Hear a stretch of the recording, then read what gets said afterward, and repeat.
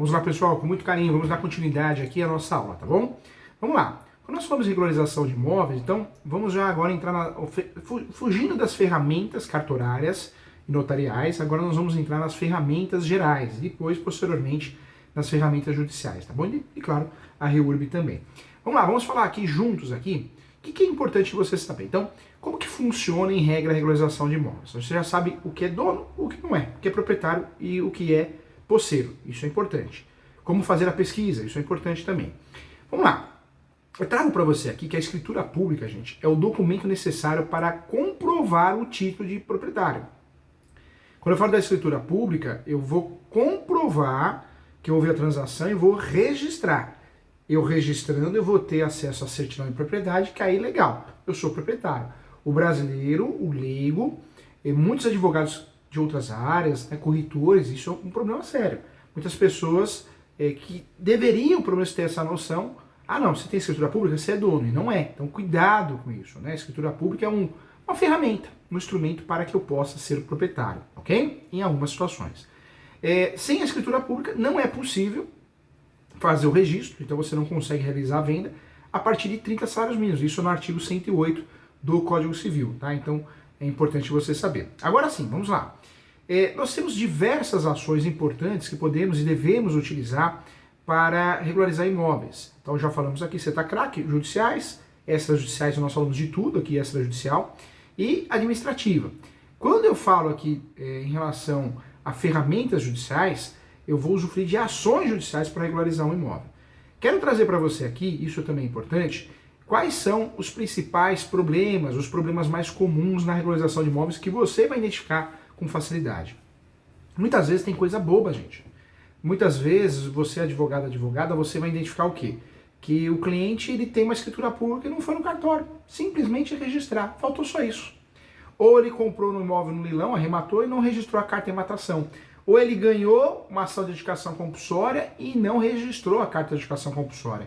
Professor, o que aconteceu? Talvez falta de dinheiro, falta de orientação do outro profissional, acontece. Então são situações comuns.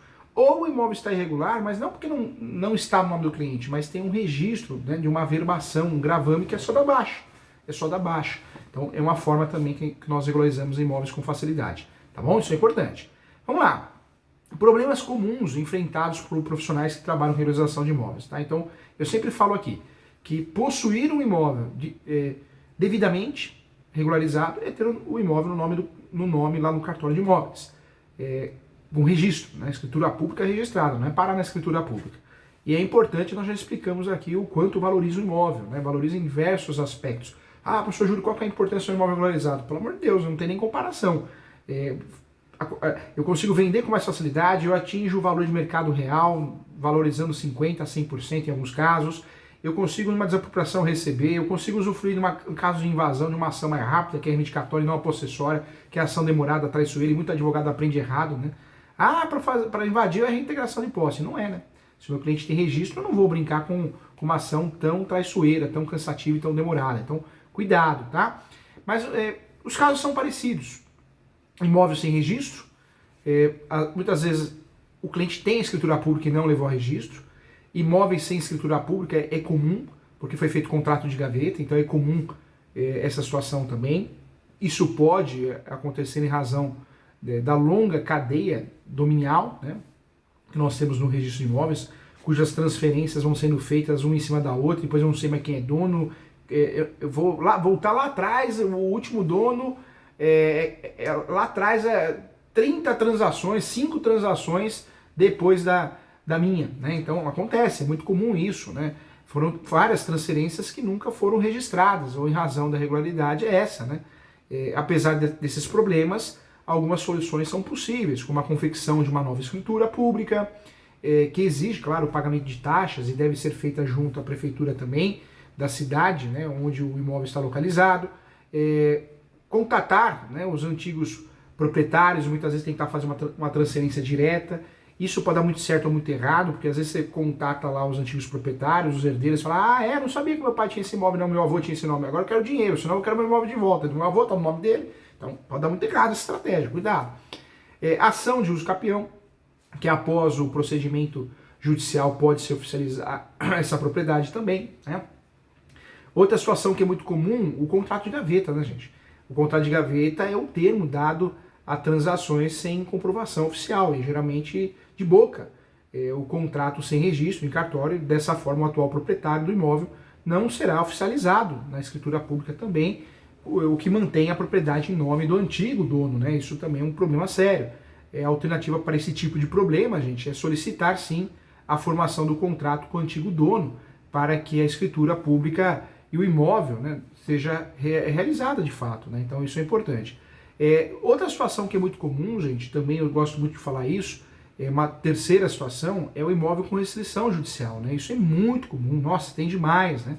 As restrições judiciais, essas restrições judiciais de imóveis são bloqueios realizados em razão da decisão de um juiz, né, de direito, esse juiz, essa juíza, o Poder Judiciário, em processos que envolvam patrimônio, podendo ser, por exemplo, a ação de inventário, é muito comum, em que se pretende a partilha de bens, ação de execução, às vezes trabalhista, reclamação trabalhista, né, gente?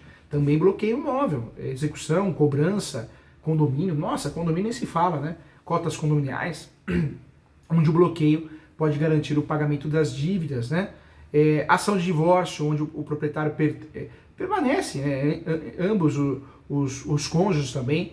Dessa forma, a restrição judicial pretende assegurar o imóvel para que ele não seja alienado, vendido, né? Até a solução da questão, a solução do conflito judicial. E, portanto, se faz, sim, se o sujeito comprou ali, ele comprou, mas tem um gravame e não consegue, às vezes, registrar. Então, importante também. O papel do advogado especializado em regularizar imóveis é isso, ele vai entregar o imóvel no nome de quem, de fato, tem que ser proprietário, quem deseja ser proprietário ou proprietária. Essa é a função, né? Os principais papéis do advogado especialista em regularização de imóveis é a identificação das melhores soluções para o caso. Esse é o objetivo, a documentação necessária para os procedimentos, orientação para o pagamento de impostos e taxas, habilitado, né, para propor uma ação judicial caso necessário. Então, se não dá para resolver no cartório, via REURB, eu vou fazer isso. Pode representar o cliente em todas as etapas da regularização, até o fim, e também pode trabalhar só com preventivo ou compliance imobiliário para descobrir qual que é a regularização, ou seja, feita uma análise minuciosa dos contratos envolvidos. Esse é o objetivo. A importância de um imóvel regularizado é fundamental, né? Você ter a regularização não só no cartório de imóveis, nós conversamos aqui, mas a regularização de imóveis, seja residencial ou comercial, envolve um processo burocrático, na maioria das vezes, seja judicial, extrajudicial, administrativo, e se necessário, uma vez que o bem pode sofrer inspeções, sim, da prefeitura e ser interditado, multado, até desapropriado, em caso de irregularidades também nas suas documentações. Então o risco é esse, e a intenção da regularização é justamente essa, evitar qualquer dor de cabeça nesse sentido. O que eu trago para você que é a obrigação do especialista em regularização de imóveis saber? Cada município possui sua lei, tá? Isso é importante também. Cada município possui sua lei, a chamada lei de zoneamento, o chamado código, né, de obras também. Então nós temos a lei de zoneamento e o código de obras. Cada município tem o seu, que permitem à prefeitura exercer o controle e a fiscalização das edificações da cidade, garantindo a segurança e a salubridade também. Nos códigos, né, esses códigos, no eventual código de obras de cada município, é importante falar que lá nós temos o quê? Um conjunto de regras municipais que controlam, de fato, o uso do solo urbano. Isso é importante, gente. Além da legislação urbanística municipal, deve-se observar também as normas estaduais e federais existentes em relação à construção civil, tá? Isso é importante também. Em resumo, gente, que eu trago para você, o Código de Obras tem por finalidade garantir índices mínimos aceitáveis de segurança e salubridade de licenciamento para construir, também execução de obras, utilização e manutenção das obras e edificações públicas e privadas, tá? Outro ponto importante que eu quero falar para você, e isso é fundamental também, que é bem importante, né? É fundamental para construir, desmembrar, juntar também um lote. Às vezes vamos fazer a juntada de um lote, ou né, também um lote, um loteamento, ou regularizar a edificação. É necessário também ter documentos em mãos, planta, melhor descritivo, né? Então tem que ter isso, tem que ter certidões em mãos e faz toda a diferença. Quando nós falamos de etapas para regularizar um imóvel, quais são essas etapas, professor Júlio? Então, o registro do terreno no cartório de imóveis é necessário. Eu preciso da regularização registral. Primeiramente, é necessário sim certificar-se se o terreno, se o imóvel sobrado, a casa, o apartamento está regularizado no cartório de imóveis, isso é fundamental, eu vou consultar através da certidão de propriedade atualizada. Se eu fui contratado também para regularização administrativa, então eu vou verificar se existe alvará de regularização ou alvará de execução de obras. É isso que eu vou... É o primeiro passo, né? O primeiro passo na regularização registral é a certidão de propriedade atualizada, seja matrícula ou transcrição.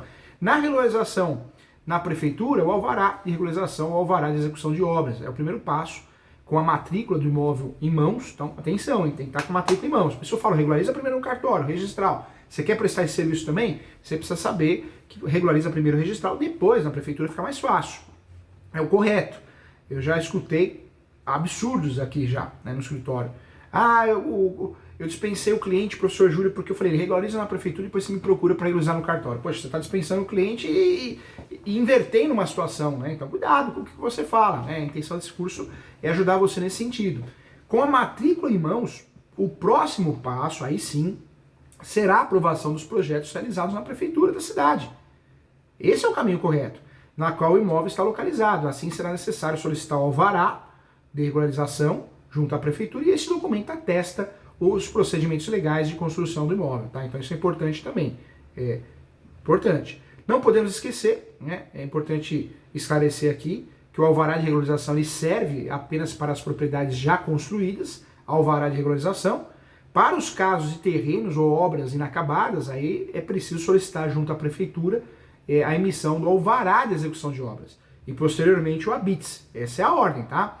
Para a obtenção, gente, do alvará de execução de obras, será necessário sim providenciar o projeto arquitetônico e os projetos complementares quando de fato exigidos, normalmente são, além do ART, de projeto de um ART de execução de obras, tá?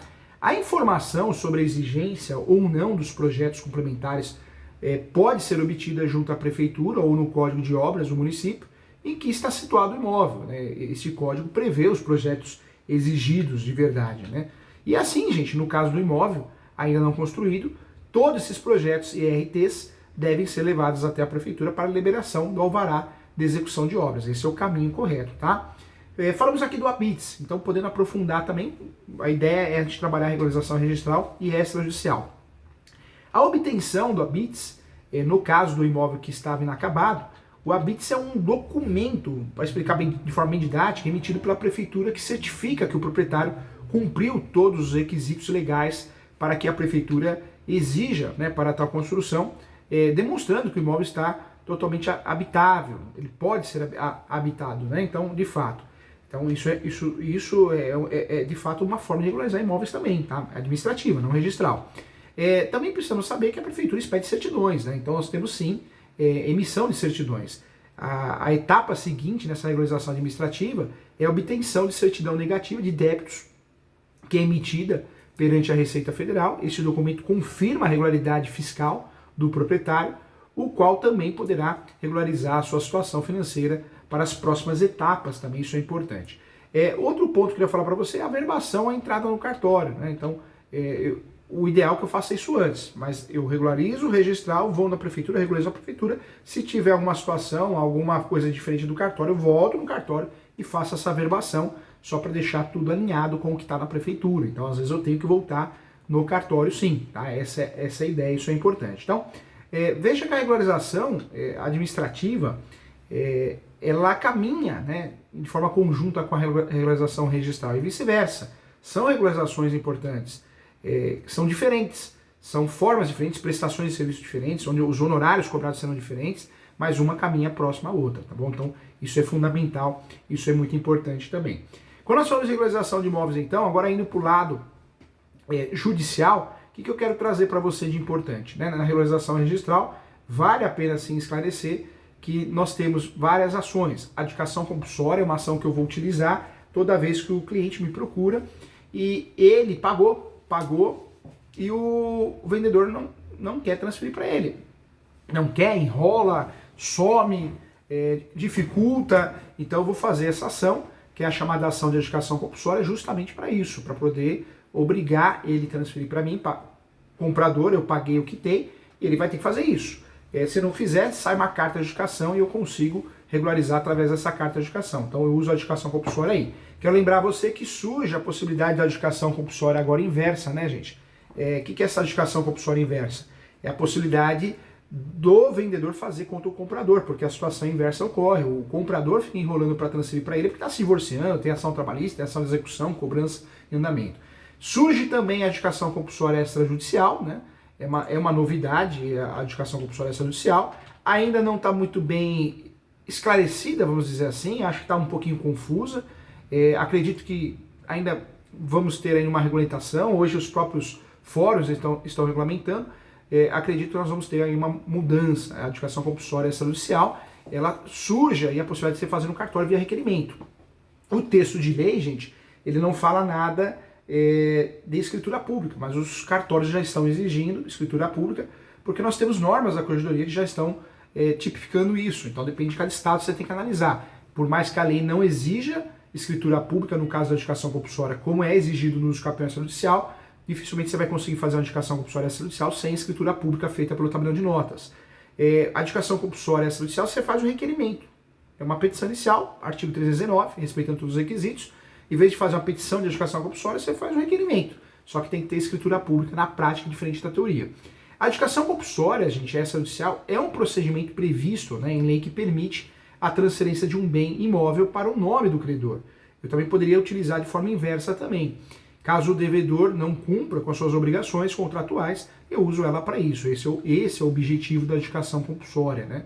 É um procedimento agora, nesse cenário, extrajudicial, procedimento interessante, procedimento que nos ajuda também. Eu falo que tudo que é para regularizar imóveis, ferramenta nova, é importante, é interessante. É o que o professor se invoca aqui, que vende uma coisa que não existe, né? Tentando forçar a venda de cursos. Aí eu fico doido mesmo com isso, porque eu acho um absurdo, judia de você. E você vai sentir uma sensação assim, poxa, comigo eu não consigo fazer, as coisas não acontecem. Não é. É que o outro está inventando uma história que não existe. Então cuidado com isso, tá? A adjudicação compulsória extrajudicial apareceu nesse cenário com a Lei 14.382 de 2002, que veio instituir uma nova possibilidade na regularização imobiliária, que é a adjudicação compulsória extrajudicial. Então, importante você saber. Quando nós falamos de adjudicação compulsória extrajudicial, uma pesquisa revelou que no Brasil nós temos mais de 30 milhões de imóveis sem escrituras públicas, ou seja, irregulares, né? Olha o mercado que nós temos para atuar na regularização de imóveis aí. Segundo o Ministério que fez essa pesquisa foi o Ministério do Desenvolvimento Regional, né? Então nós temos aí pelo menos 30 milhões que não possuem escritura pública e calcula-se que mais de 60 milhões de imóveis urbanos do país são irregulares. É muita coisa, muita coisa. Quando nós falamos de adjudicação compulsória, a judicial e a extrajudicial, os fundamentos aparecem no artigo 1417 e 1418 do Código Civil. Os requisitos para que eu possa usar a adjudicação compulsória judicial ou extrajudicial é a existência de uma promessa de compromisso de compra e venda, independente se está averbado ou não, tem até súmula que trata desse assunto. Tem que existir a inexistência de previsão do direito de arrependimento. E a outra regra, outro requisito é o registro, né, da promessa de compra e venda para a adjudicação compulsória extrajudicial. Para a judicial, não. Não tem até súmula que fala isso, que é a súmula 239 do Superior Tribunal de Justiça, que esclarece muito bem que o direito à adjudicação compulsória não se condiciona ao registro do compromisso de compra e venda no cartório de imóveis, tá? Então é importante. O que diz a lei, então? A lei 14.382 de 2022, né? Passa rápido, né, gente? Ela incluiu o artigo 16b dentro do rol da lei de registros públicos, né? Então nós temos essa forma de regularizar imóveis também no Brasil. A lei 14.382 de 2022, ela entrou em vigor para regulamentar o procedimento da adjudicação compulsória. Então, agora você já sabe a verdade sobre a adjudicação compulsória extrajudicial. Quando nós falamos do uso capião, o que eu quero trazer para você? Nós temos no Brasil 36 espécies de uso capião, hein? E tem groselha que vem de cursos caros, aí, absurdos. Você só precisa aprender 5 e tá bom, viu? Ô Zé, só 5 espécies tá bom, viu? Porque o resto é mentira, o resto não se usa. Você usa uma ova, né? No escritório aqui, você puxar, você vai ver que tem uso capião. Todas as 36 espécies nós já fizemos e estamos fazendo. Então, cada groselha que a gente escuta, a gente paga caro por isso, né? Fogo. A gente gosta de ser enganado, hein? Nós temos no Brasil mais de 36 espécies de uso capião. E quando eu falo 36 espécies, é algo sério, é algo usado, é algo prático. Você tem que saber, você tem a obrigação de saber. No curso de regularização de imóveis, não dá para falar de todos, porque é muito tempo. Mas nós temos um curso específico de uso capião das 36 espécies. Você vai ver que é verdade, você vai ver, o professor tem até uma um e-book que eu forneço de forma gratuita, é só você entrar em contato com o pessoal do portal ESO, né? Então, de fato, tem 36 espécies importantes e práticas. O uso capião tem 3 procedimentos, judicial, extrajudicial, administrativo, procedimentos interessantes e importantes, né?